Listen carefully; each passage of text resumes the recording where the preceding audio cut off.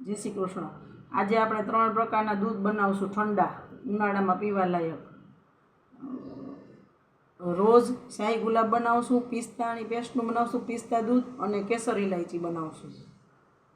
એના માટે જોશે આપણે 1 લીટર અને 1 કપ દૂધ માથે 8 ટેબલસ્પૂન ખાંડ, 2 ટેબલસ્પૂન કાજુ બદામની કતરણ, 1 ટેબલસ્પૂન પિસ્તાની કતરણ, એલચી પાવડર, શાહી ગુલાબ સિરપ, પિસ્તાની પેસ્ટ, પિસ્તી આવે ને ઝીણી એની છે તો જ ગ્રીન કલર થશે।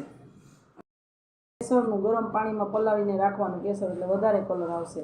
ગ્રીન ફૂડ કલર અને તપકીર છે 1 ટેબલસ્પૂન, એ દૂધમાં ડાયલ્યુટ કરીને આમાં દૂધમાં ઉકાળવામાં નાખશું। પ્રથમ દૂધ ઉકળવા મૂકી દેશું। દૂધ ઉકળી ગયું, ખાંડ નાખી દઈએ, સ્લરી કરી લેશું। આ જો તપકીરને જે ડાયલ્યુટ કર્યો ને આમાં નાખી દેશું ને દૂધ ઉકાળી લેશું। પાછું કોર્નફ્લોર નથી, તપકીર છે, હું ભૂલી ગઈ હતી બોલવામાં। તપકીર નાખ્યો છે એટલે ફરાળમાં આપણે ખાઈ શકીએ। તો હવે આ ઉકળી ગયું છે એકદમ। હવે આને 3 ભાગ કરીને ઠંડુ પાડી લેશું, પછી બધી ફ્લેવર ઉમેરશું।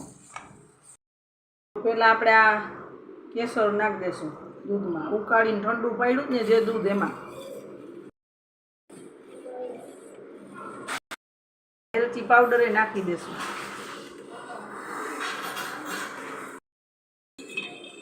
હવે આમ પિસ્તાની પેસ્ટ નાખશું।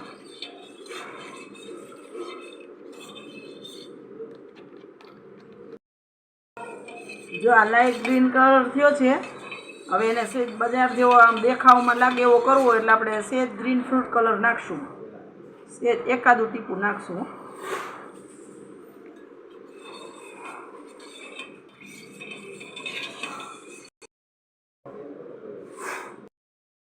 હવે આમાં આપણે રોઝ સિરપ નાખશું, શાહી ગુલાબ,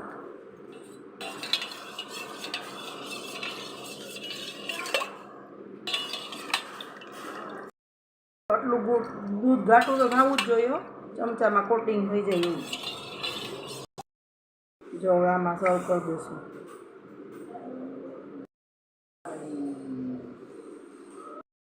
સર્વ કરી દઈશું।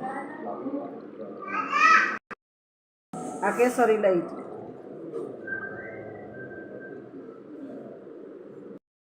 હવે આ પિસ્તાનું છે ને પિસ્તાની કતરણથી ગાર્નિશ કરશું।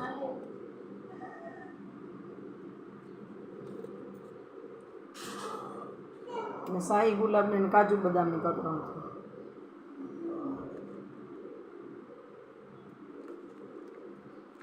આ કેસર ઇલાયચી એના જ છે, કાજુ બદામની કતરણથી ગાર્નિશ કરશું।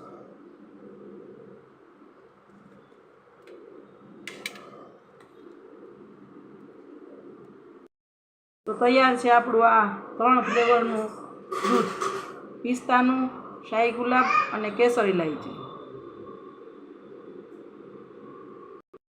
મારી રેસીપી તમને ગમી હોય ને તો લાઈક, શેર અને સબસ્ક્રાઈબ કરજો। જય શ્રી કૃષ્ણ।